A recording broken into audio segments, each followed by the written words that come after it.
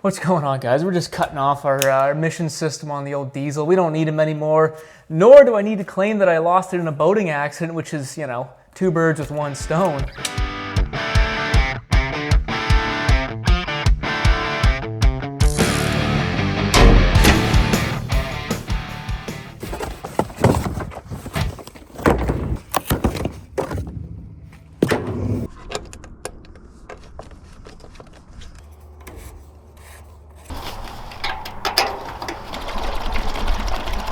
The good stuff, baby, right here. Welcome back, I'm Alex. We got a good one today, and well, speaking of good ones, we got a 6.7 liter Powerstroke, the dually with the flat deck. Guys seem to like these things. This is a little bit of a commercial flavor to this F350. She's a bedrock. And I was just topping her up with the old performance juice, the diesel exhaust fluid. But diesel exhaust fluid, diesel emissions might be a thing of the past moving forward here with heavy sweeping EPA deregulations on the table. Diesel engine emissions, if you know, you know, it can be a complete headache, all while sucking your wallet dry, but it looks like there could be some relief on the horizon for the diesel transportation industry.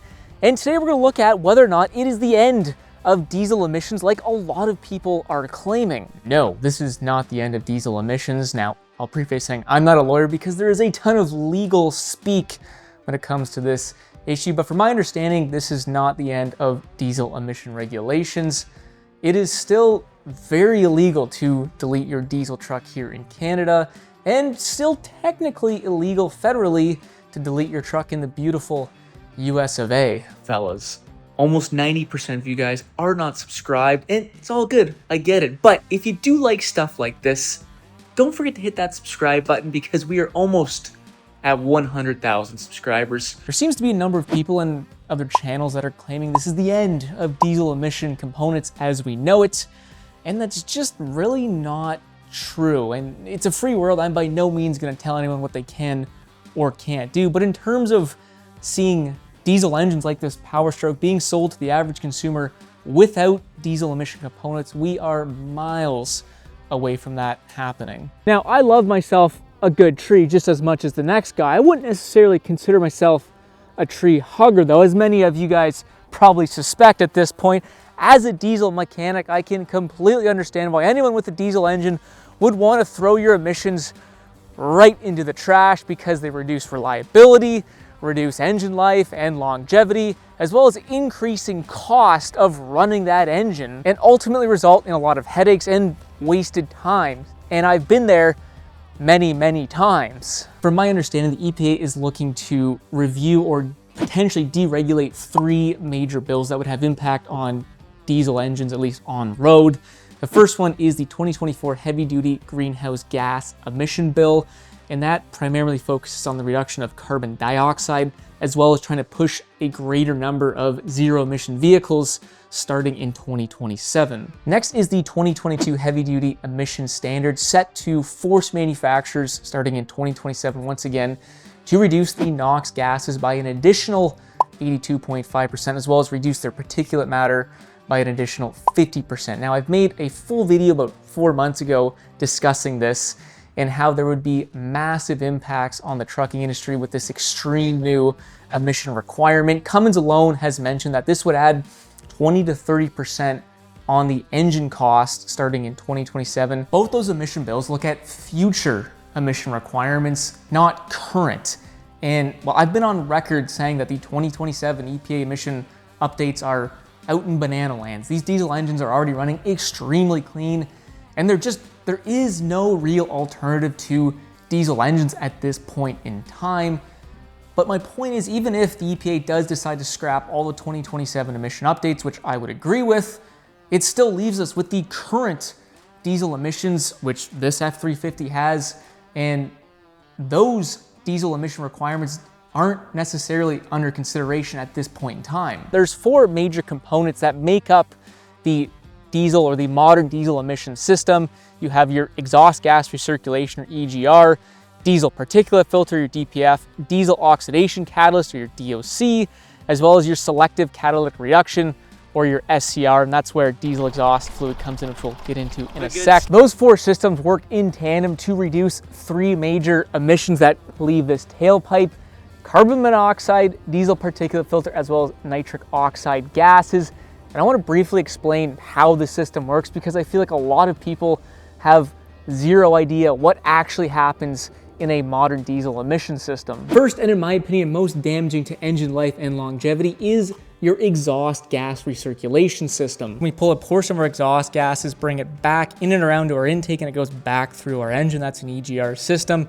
You can see here, that's our pipe coming off our exhaust manifold, comes into our EGR cooler, leaves our EGR cooler, and comes back into our intake.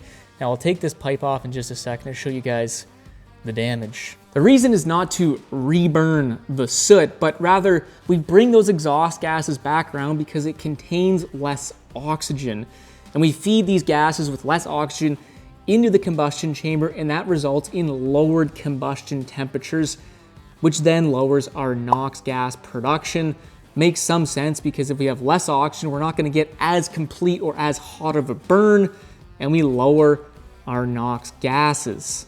But as I'll show you, I'll pop this intake off, it means that we get a lot of soot and abrasive carbon going back through the engine, which is why I say it's the #1 emission component that lowers engine longevity.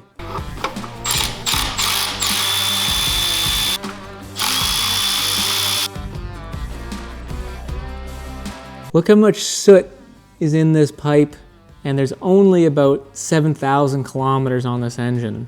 It's just full of soot, abrasive carbon that's literally going back into your engine. Here's another view. So that's our pipe we took off, goes right here. This is literally goes right into your intake. I mean, look at that. That's just carbon flowing right into your engine. And like I said, there's only like 7,000 kilometers on this engine. This engine's brand new, less than 5,000 miles.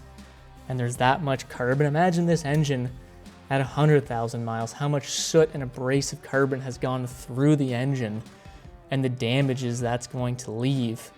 That's why these engines just don't run as long. Number two, moving directly into our exhaust, we have our diesel oxidation catalyst, or DOC, right here. A diesel oxidation catalyst, or DOC, is pretty much like a catalytic converter on a passenger vehicle. Helps to eliminate carbon monoxide, breaking it down into nitrogen or water. Now, behind that, introduced in 2007, I think a lot of people know what this is. This is a diesel particulate filter.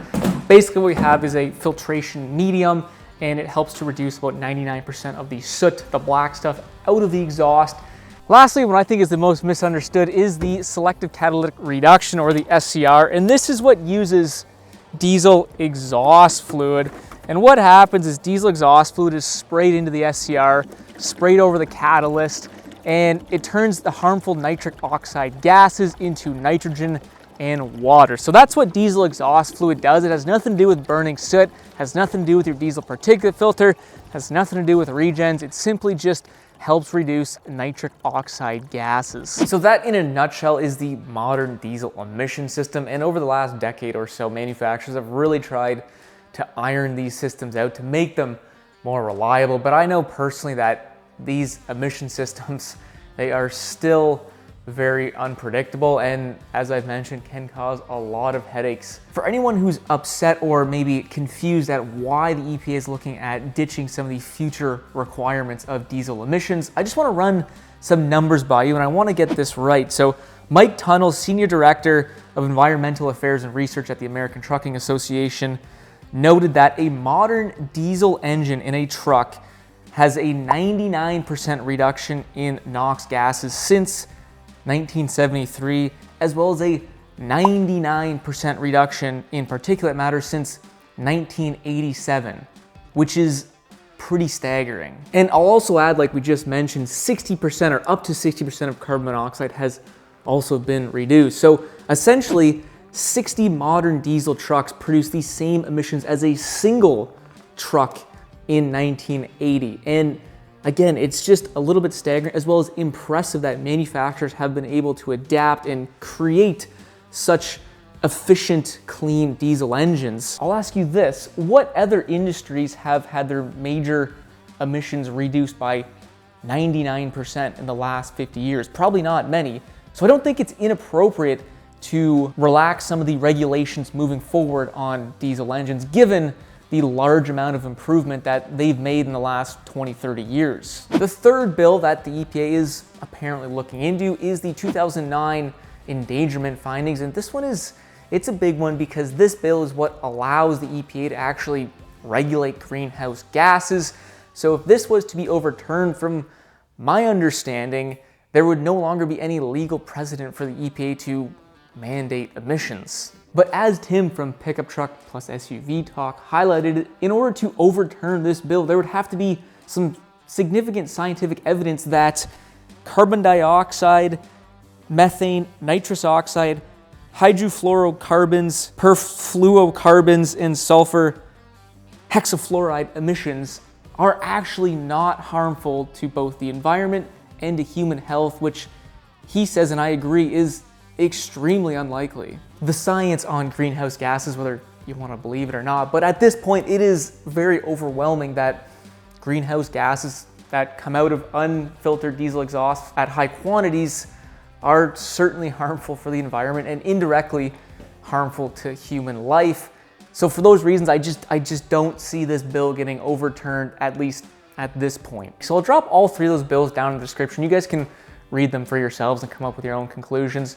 But I would not expect that diesel regulations currently are about to go anywhere. I think that diesel engines that are going to continue to roll off the factory line will continue to have diesel emission equipment on them. So I don't expect diesel emissions, diesel exhaust fluid to be going anywhere anytime soon.